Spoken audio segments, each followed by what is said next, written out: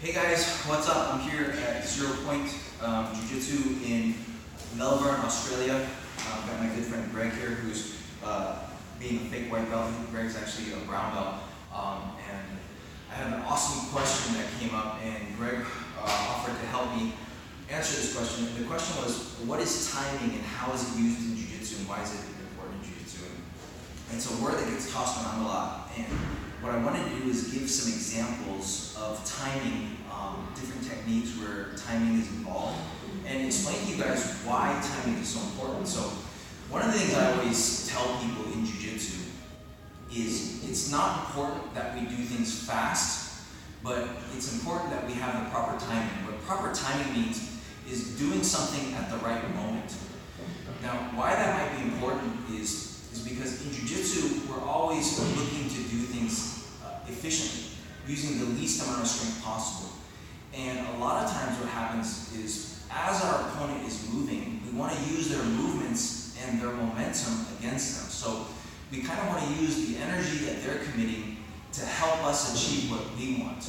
So there's a lot of times where, as the person's moving in one direction or the other direction, we're actually going to help them go in that direction, but use that movement to our advantage. So timing is crucial in Jiu-Jitsu. It's one of the most important things to understand in Jiu-Jitsu with every technique we execute.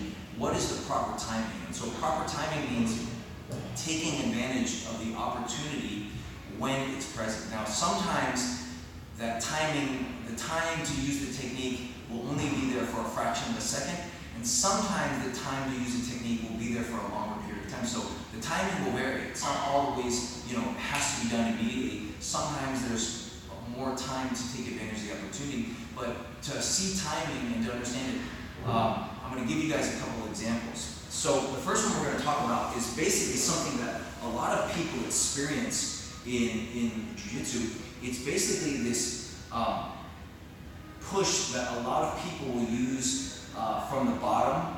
It's kind of like a reversal from the cross side, and I'll show you one too. So if you can lay down and keep your head on this side. So here. So one of the best times for Greg to be able to reverse me, and one of the times that he can actually reverse me, is a lot of times as I'm trying to drive into him. So a lot of times what happens is, we know the guy on the bottom, from the cross side, wants to get to his side. He wants to get to his side so that he can start to escape. And normally what happens is, when he gets to his side, the guy on top is going to try to drive to flatten him out, right? Well, instead of just going flat, he can use this movement of me driving into him. He can use it to his advantage.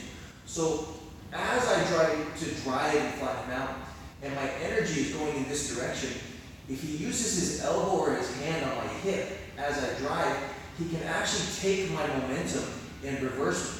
So when he turns on his side, and now I try to drive him over, yes, he can reverse the position really, really easily and flip me over. Now, this move is really difficult to do without that timing, without that initial setup or without that initial movement. So what I mean by that is, if he's just flat on his back and I'm here keeping my weight on him and he tries to push my hip over towards his ankle, it's really difficult. Even if he tries to push me, it's really hard. So really what he needs is he needs the commitment of my energy. So there's a very specific time that he can use this technique. It's basically once he gets to his side, as I'm going, now is the right time for him to be using. Okay? Whoa, he's got me over. If he waits till he's flat and tries to do it now, it's really difficult.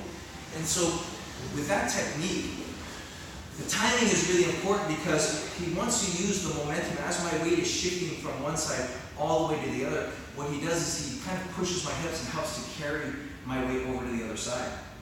So another example of timing, which is really, really important, is how we use the bridge from the step over mount. Okay? And so what I mean by that is this. So a lot of times, let's see what the best way. So I'm going to be here, and you're going to be facing, yes, towards, let's go this way, and you're facing towards my legs. So a lot of times from here, okay, when he switches his legs, so go back to normal cross-side, right? So he's here. When he switches his legs, okay, to mount, okay, switch your legs mount, if he has really good base, and I try to bridge him, right, there's no way I'm going to be able to bridge him. And a lot of times what happens is he'll recognize, as I try to bridge, because both my feet are planted on the ground, when I try to bridge and it doesn't work, as my hips come back down, that's going to be the perfect time for him to mount. Okay? So what happened is I tried to use a bridge at a time that he actually has good base. My bridge failed me, and it actually gave him the opportunity to advance his position. So when he switches his legs, if his base is good, and I try to bridge, so switch your base, good, keep your base, and I try to bridge, it's not going to work.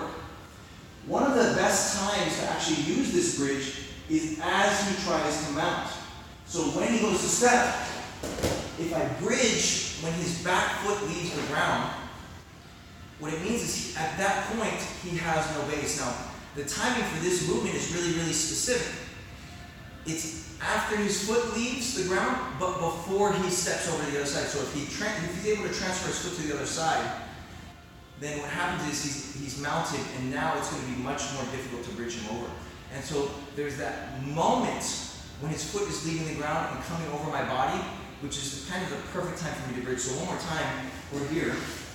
All right? So I go back to normal cross-side. So a lot of times the indicator for me that the mount is coming is when he switches his legs, that's the signal for me that I know the mount is coming. And so already I'm kind of ready and prepared to bridge. Now whenever he goes to bridge, I don't know what's going to happen. You'll be able to feel when he starts to, when his weight shifts, for him to be able to step over. That's another great time for me. So that's the great time for me to bridge, is when he's lost his base, he's trying to advance his position, and I can take advantage of that. So if I bridge at the wrong time, he will advance his position and things get worse for me. If I bridge at the right time, I'm able to take the top and things get better for me. So that's another situation where timing is really important, and I'm basically using, it's not so much his energy, but he's taken away his base. Okay? Another time that we use this is, I'll give you another example, is when I'm going for a submission. One of my favorite submissions that I use a lot from the cross side, Rick, if you can lay here with your head that way, is from cross side. Sometimes I'm here cross side with my weight on my opponent, right? And one of the things that they'll try to do is they'll try to push my face or push me off, right? And this is a great, it works. If he's strong, sometimes I'm holding on tight and he just pushes me off, I'm going to fall off it. But I can also use this movement against him. So I can use this energy against him.